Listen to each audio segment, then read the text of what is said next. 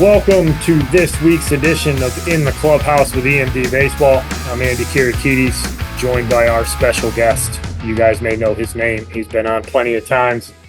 Always adds a ton of value. We got Jonathan Grasse with us today. What's going on? Dude, appreciate you guys having me on. Get to fill in for Coach Glass today. And what you guys don't know is that I also got my own background.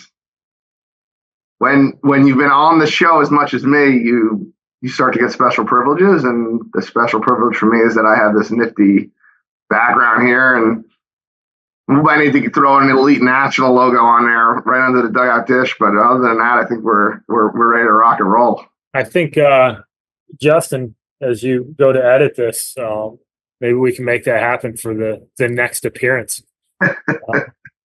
No, always a pleasure having you on, man.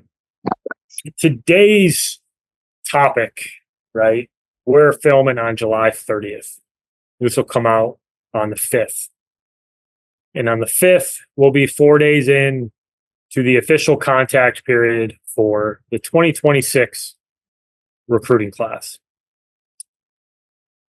It's a big date. Everybody looks towards August 1st. A lot of kids think they're getting calls. I think there's a lot of kids who won't be getting calls. But I think we want to cover two things. One, if you're getting calls from coaches, you should be very appreciative, right? And you should be proud of yourself because you've done something over the last 3 months, maybe it's been longer than that, that has caught the eye of coaches who are actively looking to add to their 2026 class. So kudos to you. And it's probably well-deserved. These calls don't go out to everybody. Be appreciative of that. The other side of it is be prepared. Be prepared for those phone calls. Have questions. Be thoughtful of how you communicate. Be responsive. Be open to anybody who reaches out to you because you never know which place is going to be the right fit for you. I mean, we just got done talking about how this new rule change is going to reduce the number of roster spots for the 26 class by 1,800 roughly. And you want to do your due diligence, but enjoy the calls, enjoy talking to these coaches, be prepared for it. I think we want to take a couple minutes and talk about the guys who probably aren't getting calls here. And before I hand it off to you, I think my biggest thing to say to everybody is don't panic. Panic never does anybody any good. The goal isn't to be the best 16-year-old in the country. The goal is to find a home to play college baseball, and you may just not quite be ready yet. And that's fine because you've got a lot of time to develop. You've got a lot of time to prove yourself. And I think what happens sometimes is kids can get really discouraged if they don't get a call on August 1st and they think it's an indictment on their ability to play the game of baseball. And I know you're going to get into some of the factors here and some of the stuff that we've talked about with some coaches, but my big message on this is going to be don't panic. If anything, use it as some fuel. Recognize that you probably got to get better at some stuff, and there's nothing wrong with that.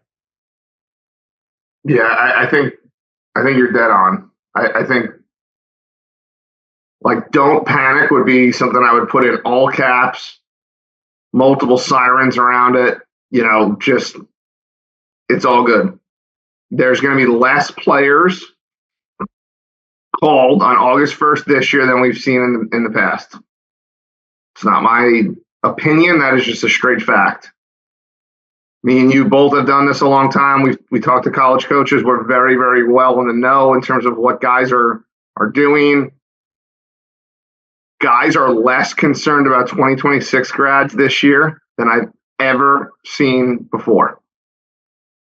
Coach for 10 years, been doing what I do now for the last 4. There is so little interest in 2026 grads right now. It's crazy. And it's hard because since last April, all you guys heard as 2026 grads was, just keep working to August 1st, keep working to August 1st, keep working till August 1st. And August 1st is going to come and go, and there's going to be tons of really, really, really good baseball players. Guys that are going to play Division I baseball, to be honest with you, that won't receive a text, won't receive a call, will feel like the weight of the world is on their shoulders. It's okay. Just keep working, keep putting your head down, keep getting better. What I will tell you as a 2026 grad is I think it's really important to play in the fall. I do, especially if you think you're, pretty close to a guy that, needs to, get exposure. If you feel like, hey, I need to get exposure, you need to play this fall. That's the reality. And not that it's going to do anything in terms of other than just get you on a list to get followed, but that's just the reality of it. And there's going to be certain guys, if you feel like, hey, I'm way behind and I just played my summer season and I don't need to play in the fall, don't play in the fall. Get better. Go get better. Go train. Go work out. Go put on weight. But if you feel like, hey, I want to showcase something, I want to show somebody something, the fall is going to be super important. It's not going to be the next 3 weeks. It's the way that most coaches are looking at this, and me and Andy talked about this earlier. Guys are looking at this as like this is an 8-week window for them for the most part. They're going, hey, between now and I think it's the 13th, I think it's the Sunday, whatever that Sunday is of October, when the quiet period will start or the open period will end. We got like 8 weeks to see guys. Now there's going to be 3 weeks in the middle we can't see guys, but we got 8 weeks to see guys. So we might have to finish up 25. We might have to finish up our fall recruiting because that's the reality.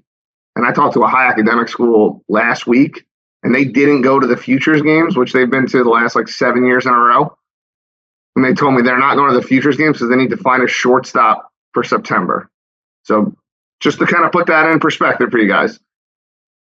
Division I school, huge event, one of the biggest events, we're kind of the kickoff of the 2026 recruiting, said, yep, we're not going because I need to worry about this September, not next September, this September about a shortstop. Just keep grinding it out, keep playing, keep surrounding yourself with good people to be around. I tell people that all the time. Me and Andy talked about it in our one group chat. There was a tweet. I can't remember what organization sent it out, but it was another fairly respectful organization that had travel teams similar to what we do at Elite National. And the last bullet point that he put out was being surrounded by people that can help you, that college coaches trust, is going to be the most paramount thing in this cycle for 2026, 2027, 2028 grads right now. Because, and even 25s, even though it'll be just a little bit different for them because of the rule change. But this is so crucial. Surround yourself with people that college coaches trust, because it's the most important thing you need to worry about. It's more important than you sending an email or you sending a tweet out. It's imperative that you have people around you that coaches trust. And whether it's this September or maybe they're coming out to see you in the spring, but when you have somebody in your corner that can send a tweet out or can send a text out that says, hey, here's some video. Here's a video of him throwing a bullpen. I think you need to get on this guy. Oh, yeah, we're transitioning to 26's now, Jonathan. Thanks. Or Andy, we're transitioning to 26's now. I appreciate it. Can you send me his contact info in 2 days before Thanksgiving? That's what's going to get you recruited, not getting the call on August 1st. Getting the call on August 1st is not what you want. That's great. Be respectful. Be appreciative. Like Andy said, it's a credit to you. Kudos to you for getting that, for doing something that coach wanted to reach out to you. But that shouldn't be the end goal. The end goal needs to be get yourself in front of that school when they're ready to make a decision on you, not send an initial text on August 1st. I mean, the people with experience and people who are trusted, I think it matters so much because you need somebody in your corner to differentiate between the two paths that we just talked about. Like there are some 26's who are not going to get a call on August 1st, but are on the cusp of being a Division I scholarship guy, and they need to go out there and they need to play this fall. there's some guys that they need somebody to look them in the face and go, hey, I know you want to use the fall to get exposure, but right now you're not a Division I player, and we need to close the gap physically, and we need to close the gap from a skill perspective.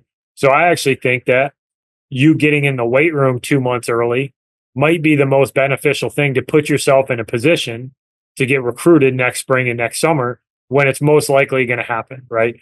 You alluded to it, but the vast majority of recruiting in the 2026 class, I would venture to guess that 98% of kids who are trying to play college baseball will commit after January 1st of next year. So, and there's a lot of those kids that it's not going to happen until June, July, and August of next year, especially if you're a guy who's probably going to end up at the Division III level. Their Division III schools care nothing for 2026 players right now. Nothing. They don't care at all, because anybody that they love is probably going to be off the board before they get a chance to get them. They need to see guys go through a cycle. And for those guys who run a 7.5, you need to get down to 7. Like, you need to figure out the guys who weigh 150 pounds right now. You don't need to go play in 3 perfect game tournaments down in Florida to not get recruited. You need to get in the weight room. You need to get stronger. But there are a lot of kids that this fall could be really important for them for exactly the reason that you're talking about, that they're on somebody's list, but they need to get seen a couple more times before somebody's going to bite. Or they're good enough where you need to leave a good taste in a coach's mouth going into the offseason, so that when you or me send them a video in January of their bullpen and they've gone from 84 to 86, and now they're 87 to 89, they put on 15 pounds, that coach can go, well, shoot, I saw that kid 3 times and I liked him. He just wasn't quite there. Well, now maybe you're a priority C in the spring. Yep. Maybe you're the guy that dude's going to get in the car and come and watch on a Monday because he saw you in the fall, because he saw that you got better, and you got somebody in your corner who says, hey man, this kid's made the jump that we talked about in the fall when I gave you this kid's name and I told you, hey, he was close. Well, he made the jump. Now that guy's going to come and see you. But you got to know which one of those guys you are, because the guy who needs to get in the weight room, who plays this fall, you're going to be 2 months behind where you could be if you make the wrong decision. And it's easy for a lot of people to sway in one direction because it's the thing that kids want to hear. Sometimes you got to tell them the thing that they don't want to hear. And it can be both directions. Some kids just want to go train. It's like, all right, well, yeah, I get it. But hey, man, you're pretty freaking good.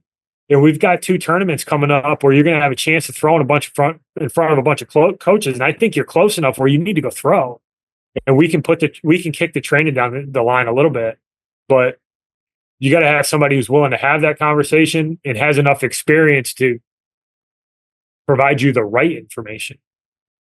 And I'll be honest, man, I'm probably in the minority here a little bit, but I tell our guys that even that need to be in front of schools, that are on that cusp, like, hey, and we do play a very modified schedule with us, but I tell our guys too, like, it doesn't have to be separate. In college, it's not separate. There's not development and then your fall team. It's together. So, like, okay, well, you're going to go throw 4 innings, and I'll just use a pitcher just because it's easier for me to use a pitcher. Okay, so, Andy, you're going to come throwing 4 innings for us 4 times on Saturdays or Sunday, whatever it is. You can't build a 6-day schedule around that, like with your training and getting better. Like, I don't care how good you are, unless you're ready to sign the dotted line to get drafted, which nobody in the 2026 class is. So unless you're that good, you need to continue to get better. And even if you are that good, you need to continue to get better. So, like, my thing to our guys is like, all right, yeah, like, we want you to play because of what you talked about. Hey, you're going to be close. We want to get you in front of, get you on some follow lists, whatever the case may be. Or maybe it's an offer situation. I had 2 guys last year with offer situations. But that doesn't mean that Monday to Thursday you're just hanging out. Like, there needs to be a clear development plan as well. Like, starting today, like, I do end of summer meetings with our guys. All right, well, here's the plan. Yes, you're playing, but you're playing Friday, Saturday, Sunday, or Saturday, Sunday for the most part in the fall. What's your development plan Monday to Thursday? Like, it's not just wake up, go to class, come, or whatever, go to school, come home, lay on the couch, play video games. That doesn't work either. Whether you need to be in a development program or not, like, you need to be in a development program no matter what. Because you need to continue to get better. 100%. And that's a great point that specifically from a pitcher perspective, like, shoot, man, like if that's not part of what you're doing now, you need to look yourself in the mirror anyways. But yeah, the idea that you only lift in the off season, like, that's archaic. And, for the guys who haven't been in the weight room a ton, like, you're coming around August 1st and you're worried about how you're going to feel in September. You got 6 weeks to build up one heck of a base where you can get 6 weeks into your lift program, still stay sharp throwing, because you should, if you're going to throw in the fall, you shouldn't shut down. Shouldn't shut down for a significant period of time. You need to keep your arm moving.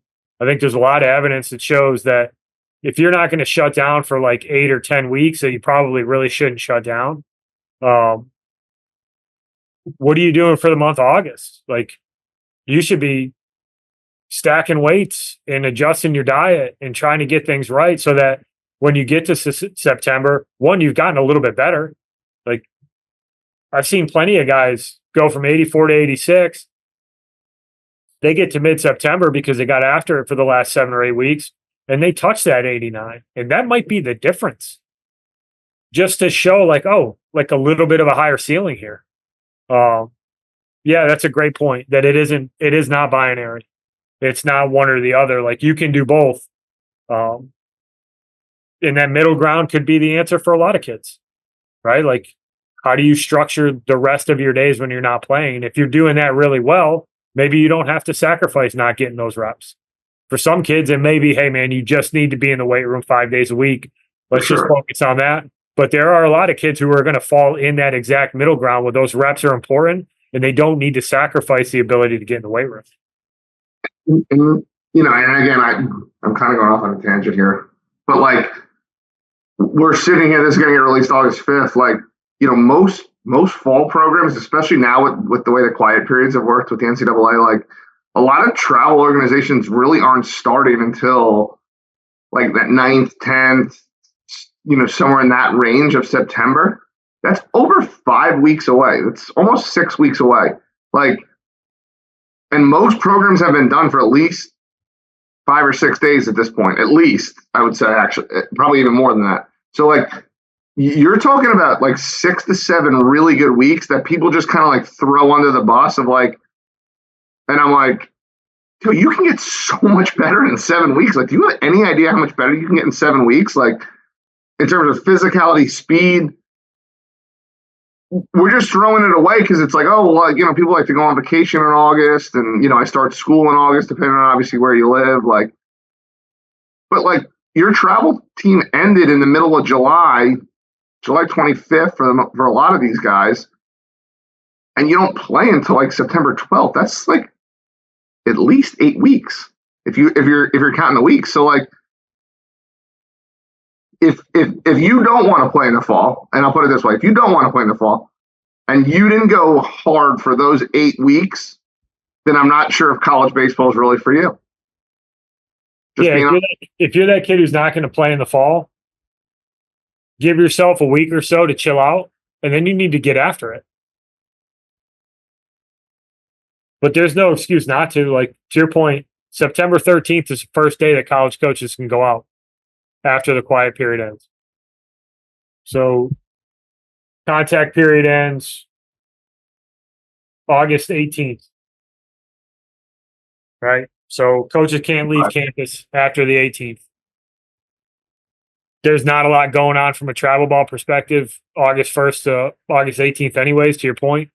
Mostly on campus camps. Coaches aren't really running around. There's just not a lot of events to go do a couple things. There's an event in Philly. You got Blue Chip going on this week. Like, there's a few things. But August 18th to September 13th, like, coaches aren't going anywhere anyways. So, like, you need to be getting after it. 30 days, close to 30 days, 25 days. Like, Huge. it's over 3 weeks. I mean, that's half your off season. You're just going to piss away half of your off season. And then if your team is done July 22nd, which there's a lot of teams, and especially in the southern part of the country, that ends around the middle of July. You're talking about almost close to 60 days. Yep, a lot of days. Like if you're going into this saying, "Hey, I'm just gonna train this fall," and then it's all I want to do. Okay, I'm totally fine with that. I think that's great. But what did you do the last 60 days of the summer? Oh, I went on the beach. I went to the beach for a week with my girlfriend and, hung out at the pool. And well, then why are you taking time off? Like, that's valuable time that you could have trained, played a little bit, and then continued to train. Like, I think sometimes just that like motion of like, oh, I'm just going to train, like, and that's all I'm going to do, kind of is a cop that I don't really want to work that hard, and I don't want to kind of like do some different things to actually get better.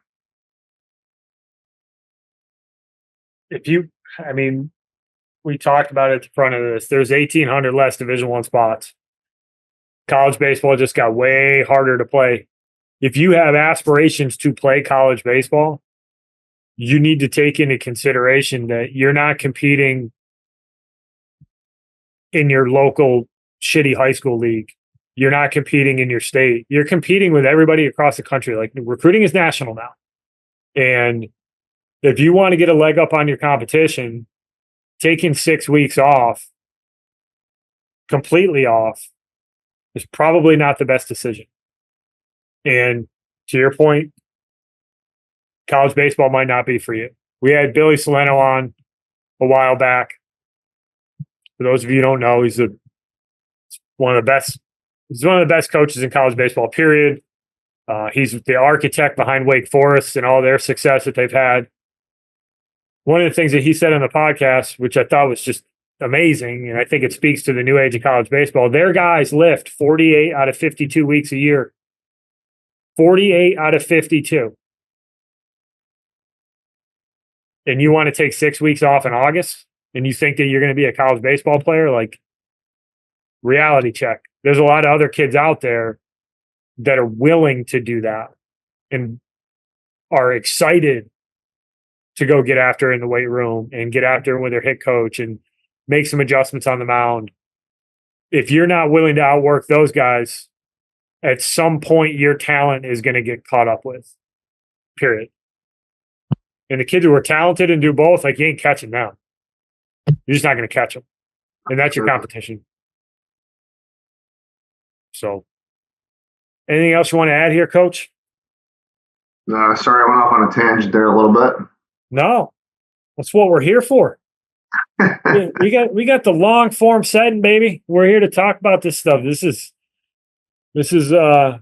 always super fun, and obviously appreciate you coming on. And we'll do it again here soon. I think we're gonna, for those of you listening, I think we're gonna pull together some academic stuff here in the upcoming future. And yeah, we're gonna get locked and loaded. We're gonna do a academic here recruiting podcast here next couple of weeks. Yep. Try to pull together some our academic coaches and kind of do a little bit of series on that, and we'll get it locked and loaded. Hell yeah. All right. Well, Jonathan, thank you again. Thank you, as always, I appreciate it. Thank you, everybody, for listening. Tune in next week. I'll talk to you then. Thank you for listening this week. If you're watching on YouTube, go ahead and hit that subscribe button and smash that like button for us. Check us out on Apple Podcasts, Google Podcasts, as well as Spotify. You can follow us on Twitter and Instagram at EMD Baseball. If you want to find out what me and Keith do to help families and players navigate the recruiting process, go ahead and check us out on emdbaseball.com. Take a few minutes to check out our new online academy. I promise you'll get some good information out of that. Thanks again for listening. Check in with you next week.